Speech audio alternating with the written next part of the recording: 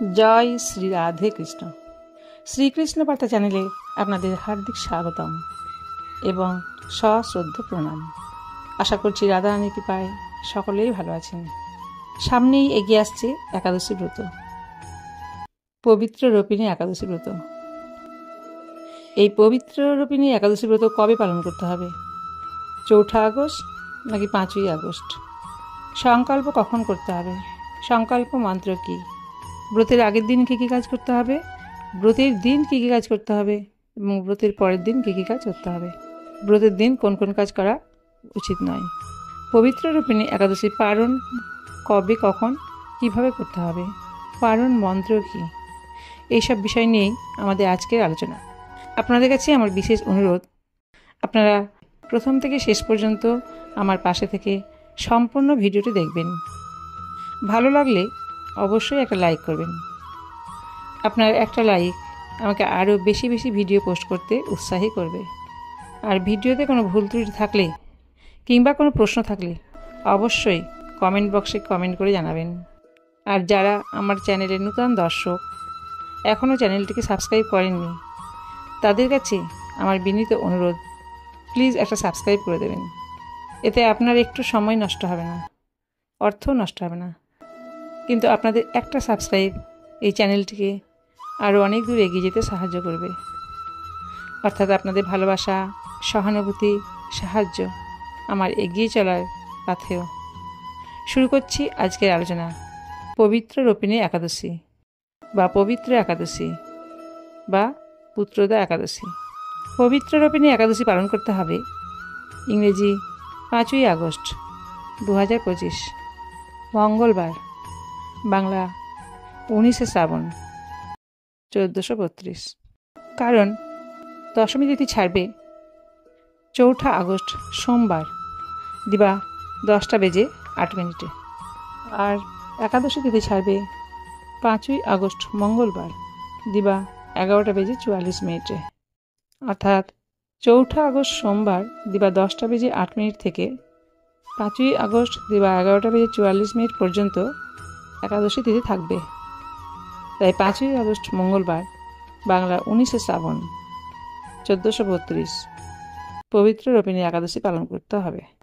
তবে নিম্বার্ক মতের অনুগামী ভক্তগণ একই দিনে একাদশী ব্রত পালন করবেন। এই একাদশী ব্রতের নাম পুত্রদা একাদশী ব্রত কেন? কারণ এই একাদশী ব্রত পালন করলে সুপুত্র লাভ করা যায়, তাই এই একাদশী ব্রতের নাম পুত্রদা একাদশী ব্রত। পবিত্র রূপিণী একাদশী ব্রত কিভাবে পালন করতে হবে? যে কোনো ব্রত পালন করতে হলে ব্রতের আগের দিন কিছু নিয়ম পালন করতে হয়। সেই রকম একাদশী ব্রতের আগের দিন কিছু নিয়ম অবশ্যই পালন করতে হবে। একাদশী ব্রতের আগের দিন ব্রাহ্ম মুহূর্তে ঘুম থেকে উঠতে হবে। তারপর প্রাত্যহিক ক্রিয়াকর্ম সেরে স্নান করে শ্রীহরির পুজো করতে হবে।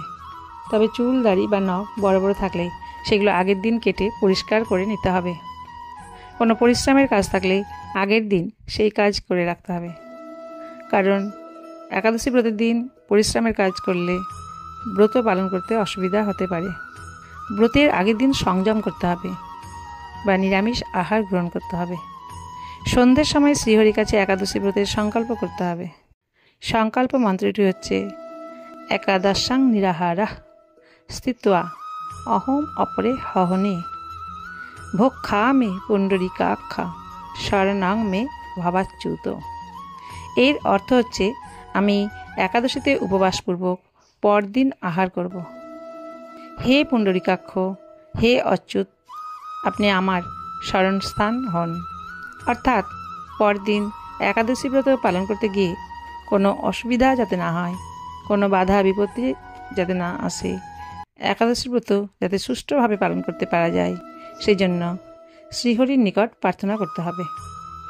বেশি রাত্রি না করে তাড়াতাড়ি রাত্রির খাওয়া দাওয়া সেরে ভালোভাবে দাঁত ব্রাশ করে মুখ ধুয়ে ঘুমিয়ে পড়তে হবে। কারণ বেশি রাত্রে ঘুমালে পরের দিন শরীর খারাপ হতে পারে, সেক্ষেত্রে একাদশী ব্রত পালন করতে অসুবিধা হতে পারে। এখন আলোচনা করব ব্রতের দিন কী কী কাজ করতে হবে। একাদশী ব্রতের দিন ব্রাহ্ম মুহূর্তে ঘুম থেকে উঠতে হবে। তারপর প্রাত্যহিক ক্রিয়াকর্ম সেরে স্নান করতে হবে। তারপর শ্রীহরির পুজো করতে হবে। সারাদিন শ্রীহরির নাম অর্থাৎ অষ্টতর শতনাম, ভজন, কীর্তন, গান এগুলো অবশ্যই করা উচিত। বেশি বেশি করে মালা জপ করা উচিত। ব্রতের দিন গীতা, ভাগবত, রামায়ণ, মহাভারত, চৈতন্য চৈত্রামৃত, গর্গ সংহিতা বা যে কোনো ধর্মীয় গ্রন্থ পাঠ করলে খুবই পুণ্য হয়। ওই দিন সাধুসঙ্গ করতে পারলে তাতেও খুব পুণ্য হয়। ব্রতের দিন মন্দিরে গিয়ে ভগবানের পুজো দিয়ে আসতে পারলে, মন্দির পরিক্রমা করে আসতে পারলে বা ভগবানকে দর্শন করে আসতে পারলে তাতেও পরিবারের খুব মঙ্গল হয়। আর রাত্রি জাগরণ করে হরিবাসর করলে একাদশী ব্রতের সম্পূর্ণ পুণ্যফল পাওয়া যায়। ব্রতের দিন দান করতে পারলে তাতেও খুব পুণ্য হয়।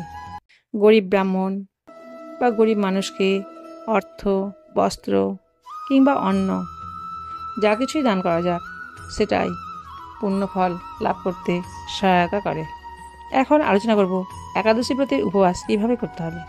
একাদশী ব্রতের উপবাস 3 ভাবে করা যায়: নির্জলা উপবাস, সজলা উপবাস, সফলা উপবাস। যদি নির্জলা উপবাস করতে পারেন তাহলে খুবই ভালো হয়, অর্থাৎ জল না খেয়ে উপবাস করতে হবে। যদি আপনি সংকল্প করার সময় নির্জলা উপবাস করার সংকল্প গ্রহণ করেন তাহলে অবশ্যই নির্জলা উপবাস করতে শ্রীহরি আপনাকে সাহায্য করবে। আর নির্জলা উপবাস করতে না পারলে সজলা উপবাস করতে পারেন। সারাদিন শুধুমাত্র জল খেয়ে উপবাস করতে পারেন, কারণ জল খেলে ভোজনও হয় আবার অভোজনও হয়। তাই অনেকেই শুধুমাত্র জল খেয়ে একাদশী ব্রতের উপবাস করেন। আর যদি সজলা উপবাস করতে না পারেন তাহলে সফলা উপবাস করতে পারেন, অর্থাৎ শুধুমাত্র ফল ও মিষ্টান্ন খেয়ে একাদশী ব্রতের উপবাস করতে পারেন। আর যদি তাও না করতে পারেন তাহলে নির্দিষ্ট কিছু সবজি আছে যা রান্না করে গ্রহণ করতে পারেন। ফল ছাড়াও অনেক রকম খাবার আছে যেগুলো একাদশীতে গ্রহণ করা যায়, সেগুলো গ্রহণ করতে পারেন। তবে মনে রাখবেন, একাদশী ব্রতের দিন কোনোভাবেই যেন পঞ্চশস্য গ্রহণ করবেন না। এবার আলোচনা করব একাদশী ব্রতের দিন কী কী কাজ করা উচিত নয়। একাদশী ব্রতের দিন মিথ্যে কথা বলা উচিত নয়, কাউকে মানসিক বা শারীরিক আঘাত করা উচিত নয়। একাদশী ব্রতের দিন বেশি পরিশ্রম করা উচিত নয়। একাদশী ব্রতের দিন ক্ষৌরকর্ম করা উচিত নয়। একাদশী ব্রতের দিন দিনে ঘুমানো কোনোভাবেই উচিত নয়। একাদশী ব্রতের দিন পঞ্চরবিশস্য গ্রহণ করা উচিত নয়। এখন আলোচনা করব পারণ কখন করতে হবে, কিভাবে করতে হবে, পারণ মন্ত্র কী। পবিত্র রোপিণী একাদশী ব্রতের পালন করতে হবে ভারতীয় সময় 6ই আগস্ট বুধবার, বাংলা 20শে শ্রাবণ, পূর্বাহ্ন 9:33 মধ্যে। পারণ মন্ত্রটি হচ্ছে সংসার ক্লেশ দগ্ধস্য ব্রত নানেন কেশব প্রসিদ সুমুখনাথ জ্ঞান দৃষ্টি প্রদভাব। ব্রাহ্ম মুহূর্তে ঘুম থেকে উঠে প্রাত্যহিক ক্রিয়াকর্ম সেরে স্নান করে শ্রীহরির পুজো করে শ্রীহরির প্রসাদ হাতে নিয়ে এই মন্ত্রটি বলে একাদশী ব্রতের উপবাস ভঙ্গ করতে হবে। একাদশী ব্রতের দিন পঞ্চরবিশস্য শ্রীহরিকে নিবেদন করা যাবে না। তাই পরের দিন অর্থাৎ দ্বাদশী ব্রতের দিন পঞ্চরবিশস্যের যে কোনো একটি দানাশস্য দিয়ে শ্রীহরিকে নিবেদন করে সেই প্রসাদ হাতে নিয়ে একাদশী ব্রতের উপবাস ভঙ্গ করতে হবে, অর্থাৎ পালন করতে হবে। এখন আমি পবিত্র রোপিণী একাদশী ব্রত কথা পাঠ করব। আপনারা মন দিয়ে অবশ্যই শ্রবণ করবেন, কারণ শাস্ত্রে বলা আছে একাদশী ব্রত পালন করতে না পারলেও যে ব্যক্তি এই একাদশী ব্রত কথা মন দিয়ে পাঠ করেন বা শ্রবণ করেন তিনিও বাজপেয় যজ্ঞের ফল লাভ করেন। সন্তান লাভের জন্য পুত্রদা একাদশী ব্রত পালন করা হয়। প্রচলিত বিশ্বাস অনুযায়ী এই ব্রত পালন করলে পরিবারে সুখ শান্তির আগমন ঘটে। পাশাপাশি এই ব্রতের প্রভাবে বিষ্ণুর পাশাপাশি লক্ষ্মী দেবীর বিশেষ আশীর্বাদ পাওয়া যায়। পবিত্র রোপিণী একাদশী ব্রত মাহাত্ম্য। একদিন মহারাজ যুধিষ্ঠির শ্রীকৃষ্ণকে জিজ্ঞাসা করলেন, হে প্রভু, শ্রাবণ মাসের শুক্লপক্ষের একাদশী ব্রতের নাম কি, তা কৃপা করে আমাকে বলুন। শ্রীকৃষ্ণ বললেন, হে মহারাজ, এখন আমি সেই পবিত্র ব্রত মাহাত্ম্য বর্ণনা করছি, মনোযোগ দিয়ে তা শ্রবণ করুন। যা শোনা মাত্রই বাজপেয় যজ্ঞের ফল লাভ হয়।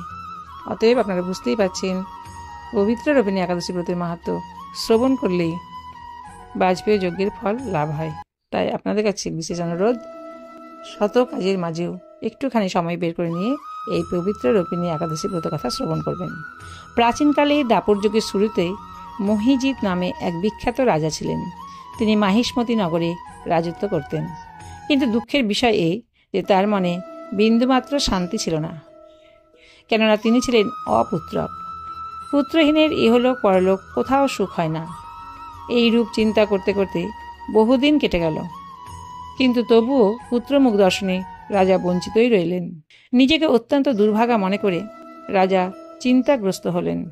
প্রজাদের সামনে গিয়ে বলতে লাগলেন, হে প্রজাবৃন্দ, তোমরা শোনো, আমি এই জন্মে তো কোনো পাপ কাজ করিনি, অন্যায়ভাবে আমার রাজকোষ বৃদ্ধি করিনি, ব্রাহ্মণ বা দেবতাদের সম্পদ কখনো গ্রহণ করিনি, উপরন্তু প্রজাদেরকে পুত্রের মতো পালন করেছি, ধর্ম অনুযায়ী পৃথিবী শাসন করেছি, দুষ্টদের যথানুরূপ দণ্ড দিয়েছি, সজ্জন ব্যক্তিদের যথাযোগ্য সম্মান করতেও কখনো অবহেলা করিনি।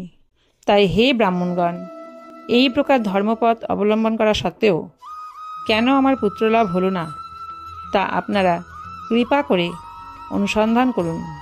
রাজার এই প্রকার কাতর উক্তি শ্রবণে ব্যথিত রাজভক্ত, পুরোহিত, ব্রাহ্মণগণ রাজার মঙ্গলের জন্য গভীর বনে ত্রিকালজ্ঞ মুনি ঋষির কাছে যেতে মনস্থ করলেন। বনের মধ্যে ঋষিদের আশ্রম সকল দেখতে দেখতে তারা এক মুনির সন্ধান পেলেন। তিনি দীর্ঘায়ু, নিরোগ, নিরাহারে ঘোর তপস্যায় মগ্ন ছিলেন। সর্বশাস্ত্র বিশারদ, ধর্মতত্ত্বজ্ঞ ও ত্রিকালজ্ঞ সেই মুনি লোমশ নামে পরিচিত। ব্রহ্মার এক কল্প অতিবাহিত হলে মুনিবরের গায়ের একটি লোম পরিত্যক্ত হতো। এই কারণে এই মহামুনির নাম লোমশ। তাকে দেখে সকলেই ধন্য হলেন। তারা পরস্পর বলতে লাগলেন যে আমাদের বহুজন্মের সৌভাগ্যের ফলে আজ আমরা এই মহামুনির সাক্ষাৎ লাভ করলাম। তারপর ঋষিবর তাদের সম্বোধন করে বললেন, কী কারণে আপনারা এখানে এসেছেন এবং কেনই বা আমার এত প্রশংসা করছেন, তা স্পষ্ট করে বলুন। আপনাদের যাতে মঙ্গল হয় আমি নিশ্চয়ই তার চেষ্টা করব। ব্রাহ্মণেরা বললেন, হে ঋষিবর, আমরা যে উদ্দেশ্যে এখানে এসেছি আপনি তা কৃপা করে শুনুন। এই পৃথিবীতে আপনার মতো শ্রেষ্ঠ ব্যক্তি আর কোথাও নেই। মহিজিৎ নামে এক রাজা নিঃসন্তান হওয়ায় অতি দুঃখে দিন যাপন করছে। আমরা তার প্রজা। তিনি আমাদেরকে পুত্রের মতো পালন করেন, কিন্তু তিনি পুত্রহীন বলে আমরাও সবাই মর্মাহত। তার দুঃখ দূর করতে আমরা এই বনে প্রবেশ করেছি। হে ব্রাহ্মণ শ্রেষ্ঠ, রাজা যাতে পুত্রের মুখ দর্শন করতে পারেন, কৃপা করে তার কোনো উপায় আমাদের বলুন। তাদের কথা শুনে মুনি ধ্যানমগ্ন হলেন। কিছু সময় পরে রাজার পূর্বজন্ম বৃত্তান্ত বলতে লাগলেন। এই রাজা পূর্বজন্মে এক দরিদ্র বৈশ্য ছিলেন। একবার তিনি এক অন্যায় কার্য করে ফেলেন। ব্যবসা করার জন্য তিনি এক গ্রাম থেকে অন্য গ্রামে যাতায়াত করতেন। এক সময় জ্যৈষ্ঠ মাসের শুক্লপক্ষের দশমী দিনে কোথাও যাওয়ার পথে তিনি অত্যন্ত তৃষ্ণার্ত হয়ে পড়েন। গ্রাম প্রান্তে এক জলাশয় তিনি দেখতে পেলেন। সেখানে জলপানের জন্য যান। এক গাভী ও তার বাছুর সেখানে জলপান করছিল। তাদেরকে তাড়িয়ে দিয়ে তিনি নিজেই জলপান করতে লাগলেন। এই পাপ কর্মের ফলে তিনি পুত্র সুখে বঞ্চিত হয়েছেন, কিন্তু পূর্বজন্মের কোনো পুণ্যের ফলে তিনি এইরকম নিষ্কণ্টক রাজ্য লাভ করেছেন। হে মুনিবর, শাস্ত্রে আছে যে পুণ্য দ্বারা পাপ ক্ষয় হয়। তাই আপনি এমন একটি পুণ্যব্রতের উপদেশ করুন যাতে তার প্রারব্ধ পাপ দূর হয় এবং আপনার অনুগ্রহে তিনি পুত্র সন্তান লাভ করতে পারেন। লোমশ মুনি বললেন, শ্রাবণ মাসে শুক্লপক্ষের পবিত্রা রোপিণী একাদশী ব্রত অভীষ্ট ফল প্রদান করে। আপনারা যথাবিধি তা সকলে পালন করুন।